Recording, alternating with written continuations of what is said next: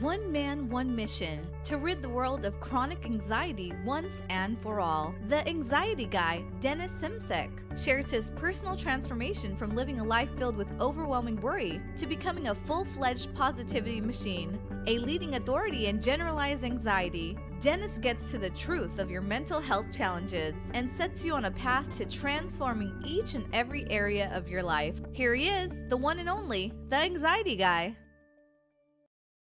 Hello, valued subscriber of the Anxiety Guy podcast. I'm Dennis Simsek. Thank you for being a part of the journey. Today we're talking about the laws of the mind, but before we do, I would love if you head over to Facebook and like the Anxiety Guy Facebook page because all our updates will be done through that page. As well, you can head over to anxietyexit.com and pick up the #1 health anxiety program on the planet. Now, before we get into episode number 40, guys, I want to make clear a couple things. I've been getting a lot of emails lately from people through anxietyexit.com, and people are going, Dennis, you are so lucky. You are so lucky that you don't struggle with anxiety anymore.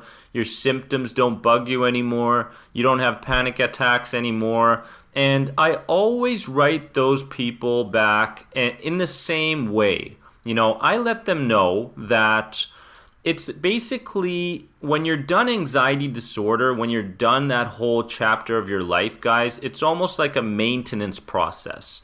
It's like this maintenance that you have to go through continuously, this self-development process that continues even after you've lowered your anxiety levels from let's say an 8, 9, and 10 to a 1, 2, or 3, where it doesn't even affect your life anymore, where someone can give you the worst criticism and you just blow it off because your thinking patterns have changed, your beliefs have changed, and therefore your emotions have changed.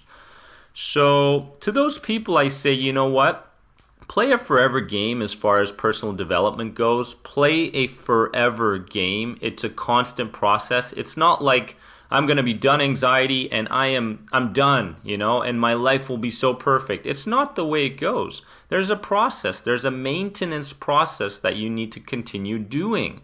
And people need to understand this whole progression as they move from one chapter of their lives to another one. It's continuously improving your mental habits, these rituals that you continue to do, and training your subconscious mind to work for you rather than against you guys. So I wanted to share that really quickly with you. And let's get into the 7 laws of the mind. Now, the 7 laws of the mind came from Emmett Fox, who was a thought leader back in the 20th century. Fantastic. And he's got a bunch of great books. One of them is Sermon on the Mount, I believe, and very inspirational. A lot of great ideas on there, guys. Pick that book up. I truly recommend it.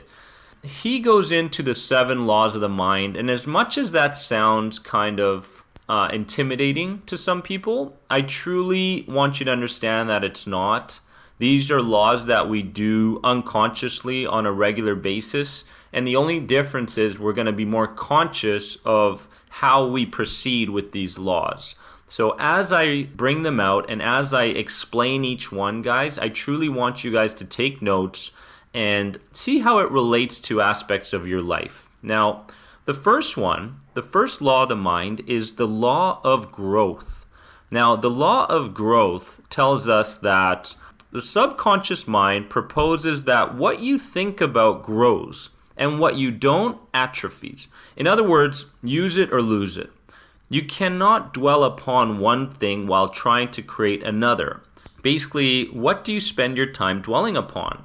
Is it what you want or what you don't want? So many people go into life and these roadblocks, these obstacles that they have in their lives, and they continuously talk to themselves and talk to other people in ways that trigger this idea of I don't want more anxiety. I don't want to be fearful in social situations anymore. I don't want the fear of flying. You know, I want you to understand truly, guys, that your words are powerful.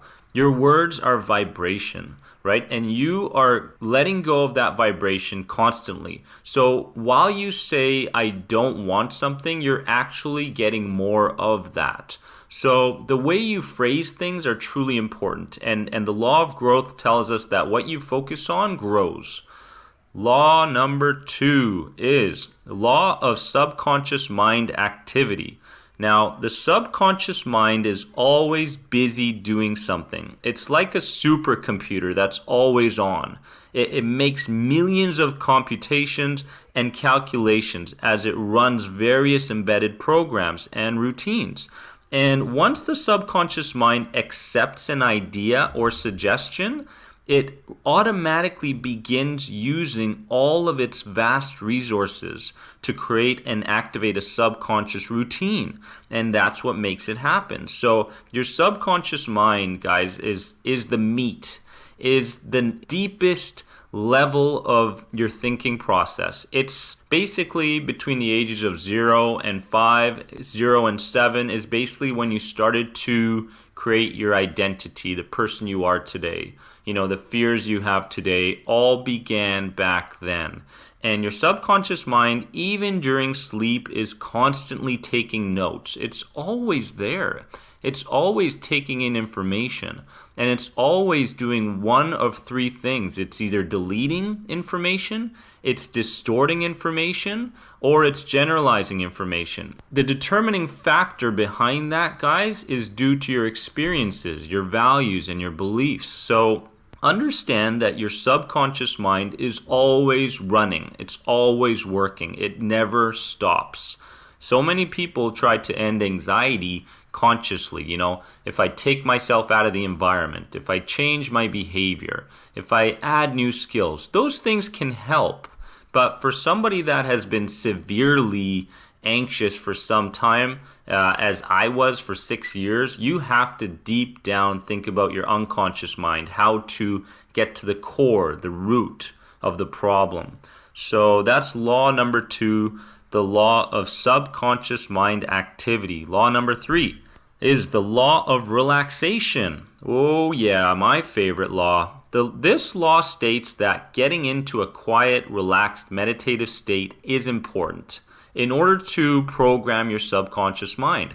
And this is supported by the very nature of hypnosis, guys. In order to bypass the critical, analytical, conscious processes, it is very helpful to become absorbed in a relaxed meditative state. Think about the law of attraction, for instance. And have you ever had that moment where you had so much crap going on in your life, so much garbage, so much hate, so much of these negative feelings, and you just wanted to attract good things into your life, and at the same moment that those things were, in your life not going well? It didn't work, did it? You basically have to be in a relaxed meditative state in order to manifest, in order to create these new routines, these new rituals in your life. So the law of relaxation tells us that we have to be in a certain state in order for good things to happen to us.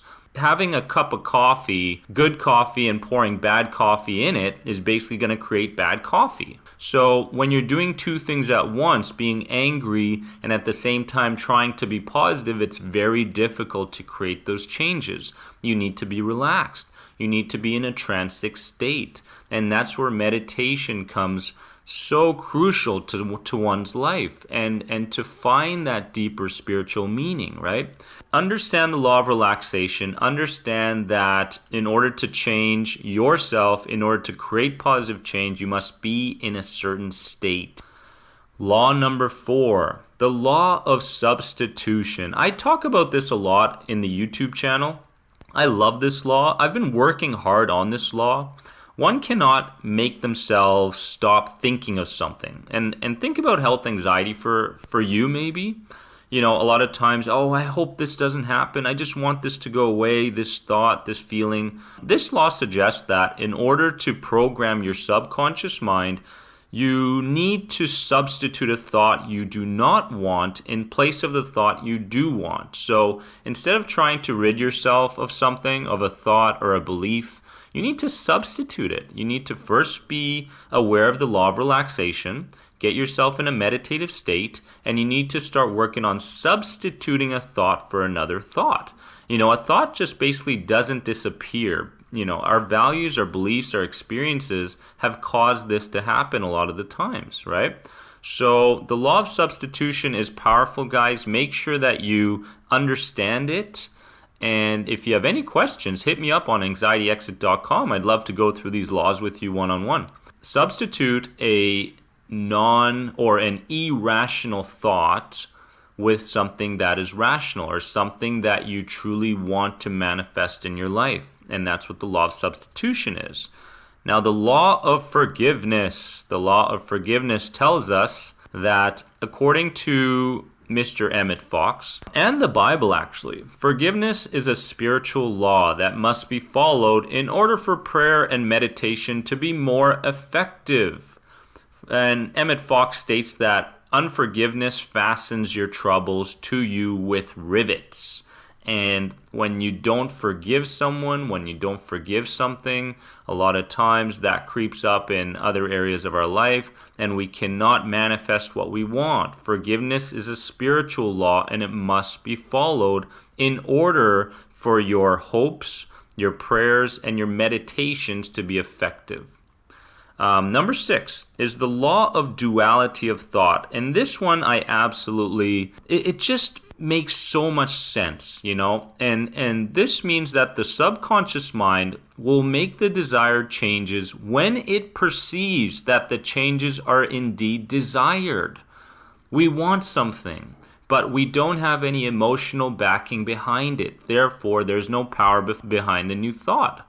In doing so, the subconscious mind reads two signals from the conscious mind in order to determine the strength of the overall desire. You can have a new thought, you can want to think a new way, but if you don't have these two things in place, guys, it will not manifest. And those things are, number 1 is the thought signal. So these are like affirmations. You may have done a couple on my YouTube channel there. Auto suggestions, visualizations. So one part that needs to be in place is the thought signals. And the second part that needs to be in place is the emotional signal, the emotional charge that goes with the thought. If someone repeats an affirmation over and over again while feeling discouraged and hopeless, that signal will not get through. That's basically what the law of duality of thought is telling you. There must be some power behind it. Law number 7, final law. We all know that practice makes perfect. And this law is the law of practice, or the law of repetition. Every 15 minutes that we devote to learning something new, we are growing new dendrite connections, and these are neural networks in your brain. Or we are shifting established connections in order to accommodate this new learning. So this biological activity, guys, has been termed neurogenesis, or you could term it brain growth. And two things are very, very important to keep in mind here to reprogram your subconscious mind. Number 1 is that chronic stress actually shuts down neurogenesis because the brain diverts most of its energy into self-preservation, so survival mode. When the chronic stress is actually relieved, the brain can shift into self-actualization, so growth mode. So basically, the relaxation effect of listening to self-hypnosis CDs is in itself a very important thing, even if you get nothing more than that from the time you invest in yourself by listening. The number 2 is the use it or lose it principle. So in effect, it's what makes practice even more important. So the law of practice is basically telling us that what we practice becomes perfection. What we practice repeatedly with the motion behind it tends to move us towards growth mode, and practice makes perfect. Every 15 minutes that we devote to learning something new, we are growing new dendrite connections. So those laws, guys, are crucial to your thinking process. And remember what I said before, nobody gets lucky. Everybody does certain things in a certain way to achieve a certain result, right? These laws, and let me go over them really quickly again with you. The law of substitution, the law of forgiveness, the law of relaxation, which is huge. You must be in a certain state to manifest something. Law of subconscious mind activity. Subconscious mind never stops. The law of duality of thought, and the law of practice. These laws, guys, are going to be so crucial when you start to study them, when you start to understand them. Oh, and the law of growth. We forgot the law of growth. And truly start to move our lives in the direction we truly want. And many times people, again, they live in a world of effect and things happen to them, but nothing happens out of coincidence. Nothing happens out of the blue. A panic attack is due to a chain of events that has caused that panic. And understand that there is no end to self-development. For you, even if you overcome your anxiety, you lessen your levels of anxiety, you start to deal with certain stressors in your life in a more productive way, in a more understanding way. A lot of times, guys, that's just the beginning. It's the beginning. There's a maintenance process all the time. And this is what people need to understand, is that it's never ending. I would love if you guys shared this episode with others, inspire others to reach for the tools that will connect them to their higher selves. I look forward to seeing you guys in episode number 41. Have a wonderful day, and if you have any questions, hit me up on anxietyexit.com. Remember that you are more than anxiety. Love you guys.